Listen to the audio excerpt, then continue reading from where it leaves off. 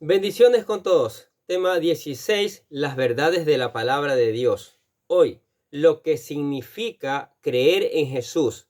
Y utilizamos San Juan capítulo 2, versículo del 23 al 25, que dice lo siguiente. Estando en Jerusalén en la fiesta de la Pascua, muchos creyeron en su nombre, viendo las señales que hacía. Pero Jesús mismo no se fiaba de ellos, porque conocía a todos y no tenía necesidad de que nadie le diese testimonio del hombre, pues él sabía lo que había en el hombre. Juan termina el capítulo 2 diciéndoles que, estando Jesús en Jerusalén en la fiesta de la Pascua, muchos creyeron en él y veían las señales que hacía. La pregunta sería, si muchos de ellos creían en él, ¿por qué no aprovechó Jesús el momento para que la gente lo proclamara como Mesías? El mismo texto nos da la respuesta. Dice, porque Jesús mismo no se fiaba de ellos, porque conocía a todos. Ser un discípulo de Cristo no es fácil. No es una cuestión de emociones o de fanatismo. Va más allá de eso. Requiere un corazón verdaderamente entregado. Y este texto nos exhorta a considerar lo que realmente significa ser un discípulo de Cristo. Creer en Jesús implica conocer sus demandas.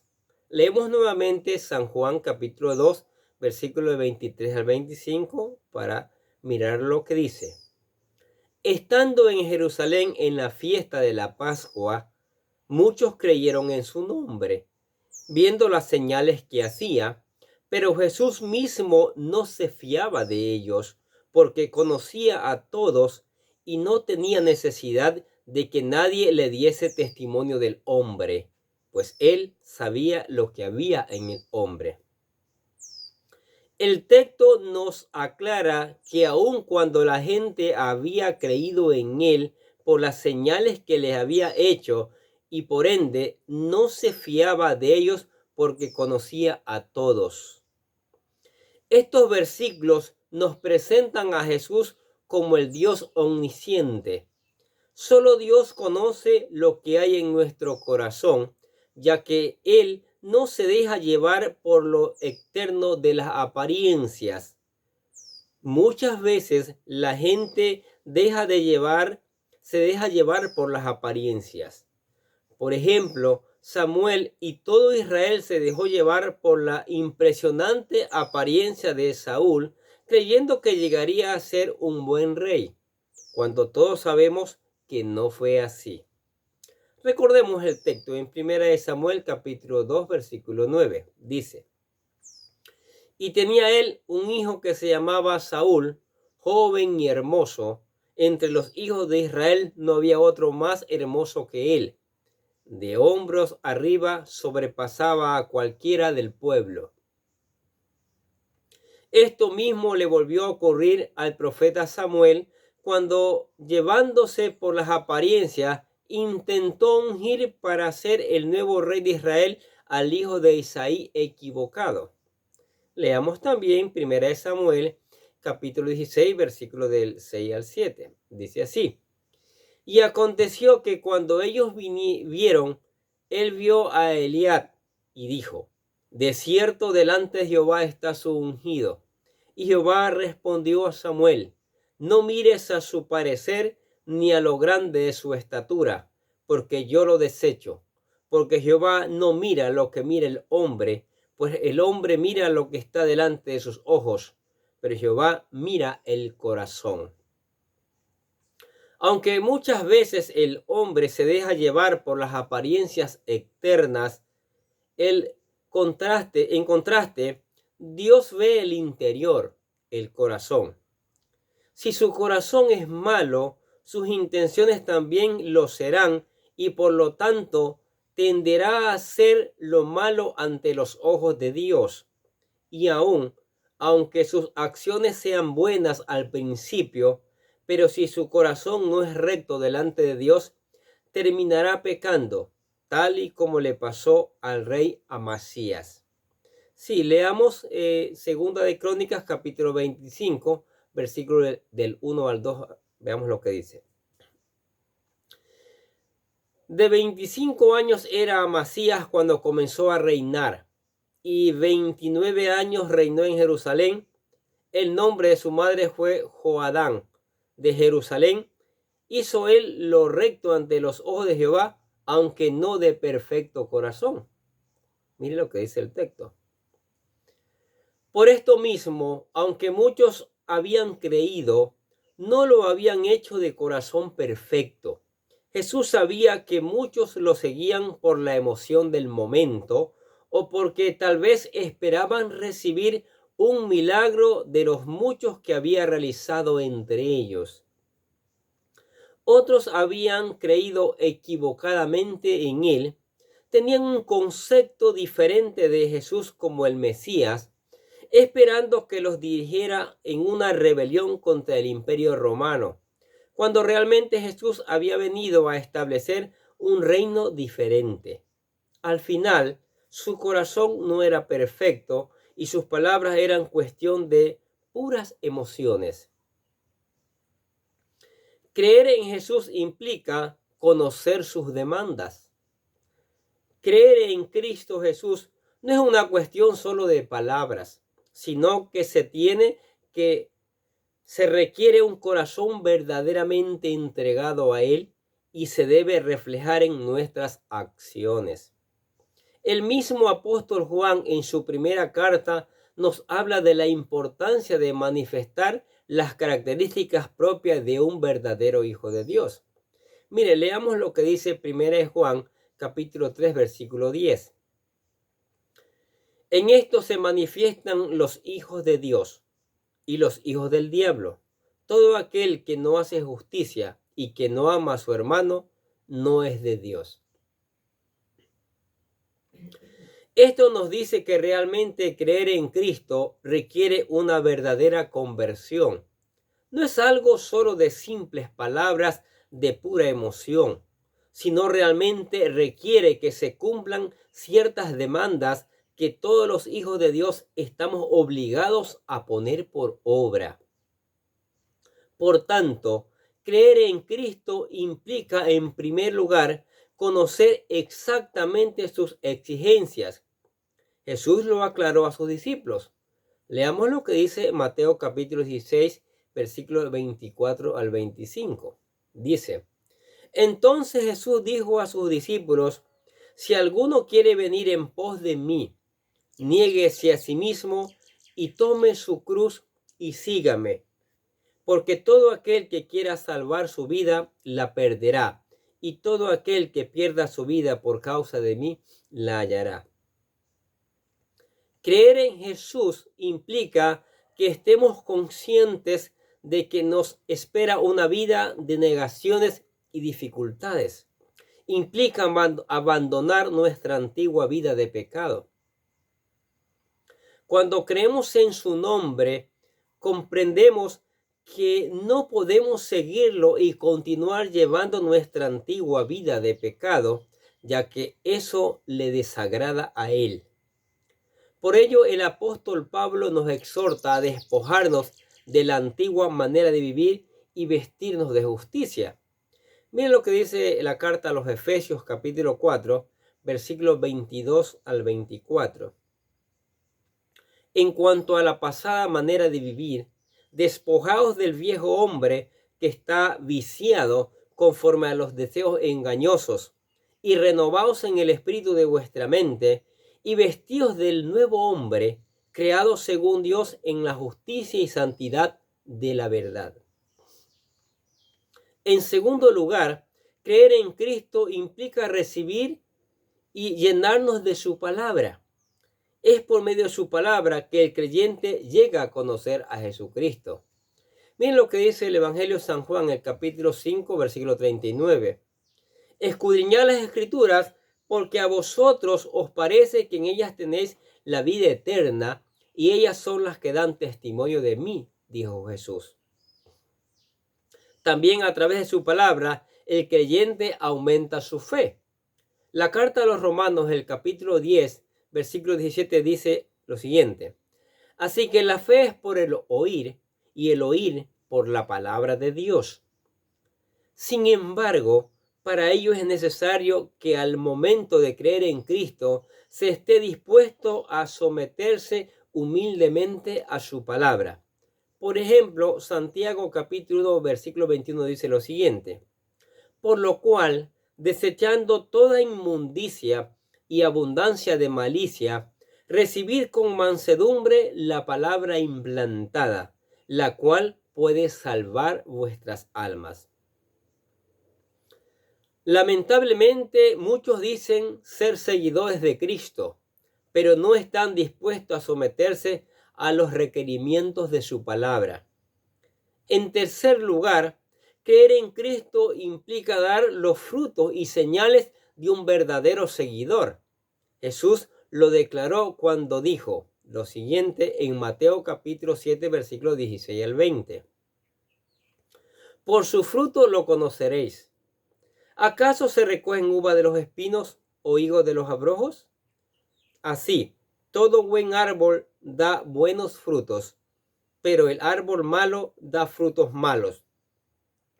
No puede el buen árbol dar malos frutos, ni el árbol malo dar frutos buenos.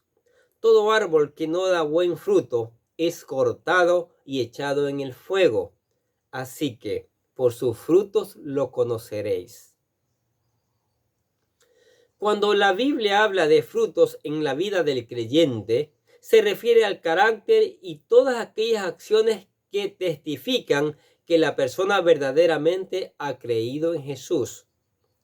Por eso no basta solo decir yo creo en Jesús, si sus acciones dicen lo contrario.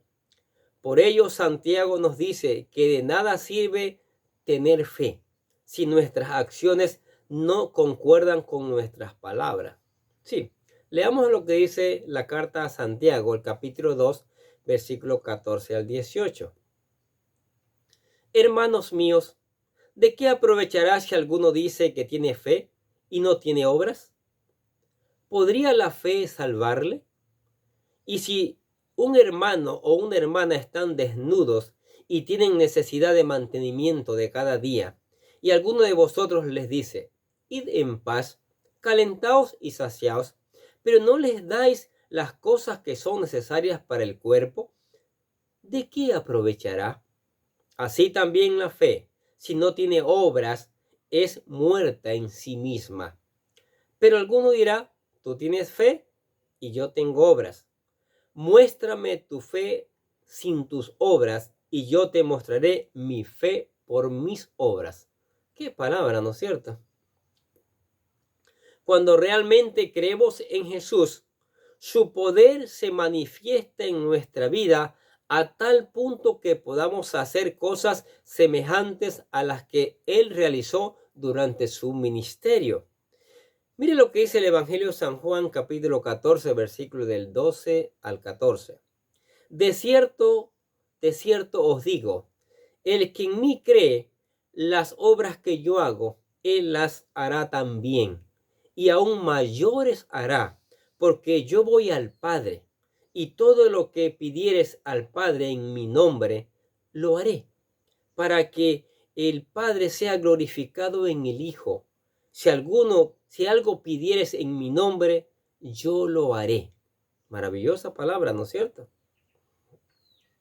Aunque creer exige mucho, trae grandes recompensas, entre ellas la más grande, la vida eterna. Pero también promete que su poder se manifiesta en nosotros y a través de la oración responder a todas nuestras necesidades conforme a su voluntad. Cuando creemos en Él, sus señales se manifiestan en nosotros, dando testimonio de que somos verdaderos creyentes. Mire lo que dice el Evangelio de Mateo capítulo 16, versículos 17 y 18. Y estas señales seguirán a los que creen, en mi nombre echarán fuera demonios, hablarán nuevas lenguas, tomarán en las manos serpientes, y si bebieren cosa mortífera no les hará daño. Sobre los enfermos pondrán sus manos y sanarán. Corrijo, es San Marcos, capítulo 16, versículos 17 y 18. Lamentablemente, aquellas personas que habían creído no lo hacían con un corazón perfecto.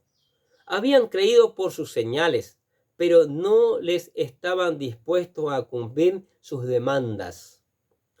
Su insistencia en hacerlo rey y Mesías estaba en cuestión de puras emociones. No habían experimentado un verdadero arrepentimiento. No estaban dispuestos a someterse a su señorío, y por ende Jesús sabía que no podían confiar en ellos, ya que conocía sus corazones. Mire, ¿qué les parece estas verdades de la palabra de Dios? ¿Sí? ¿Cómo creer en Jesucristo, pero verdaderamente, no de pura apariencia? ¿Sí? Eso de pura apariencia no sirve. Tarde o temprano todo sale a la luz. Hay que aceptarlo a Jesús de todo corazón para ser un verdadero hijo de Dios, para obedecer su palabra y ponerla en práctica, para vivir la vida abundante, dando aquí en la tierra un buen testimonio y que Dios reciba la gloria. Para eso, y para que usted sea un verdadero hijo de Dios, presentamos la oración de fe para que usted con todo su corazón la haga y se convierta en un verdadero hijo de Dios. Dice así la oración: querido Dios, sé que soy un pecador y que nada de lo que hago puede hacerme ganar el cielo o la vida eterna. Creo que Jesucristo murió por mí derramando su sangre para lavar todos mis pecados para ser redimido, y que se levantó de la tumba al tercer día. Ahora mismo lo recibo como mi Salvador personal, confiando solamente en Él como mi único camino al cielo. Señor Jesús, séllame con tu Espíritu Santo y escribe mi nombre en el libro de la vida. Y le decimos gracias, amado Padre Celestial, por regalarme la vida eterna. Amén. Se convirtió en usted un verdadero hijo de Dios.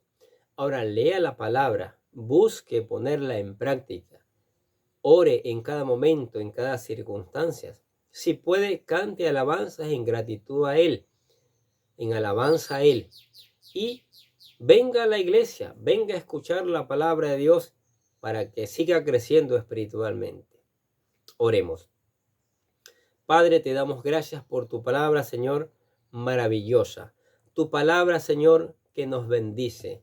Tu palabra, Señor, que cada día nos enseña, cada día nos instruye, cada día nos llena de conocimiento de tus verdades, Señor. Te damos gracias también por tu amor, por tu misericordia y por tus bendiciones que son maravillosas cada día. También te damos gracias por la iglesia, Señor. Pedimos que la unjas con tu Espíritu Santo, Señor. Que derrames tu Espíritu Santo en ella, Señor, para que siga proclamando tu palabra, Señor, y tú puedas añadir cada día los que han de ser salvos.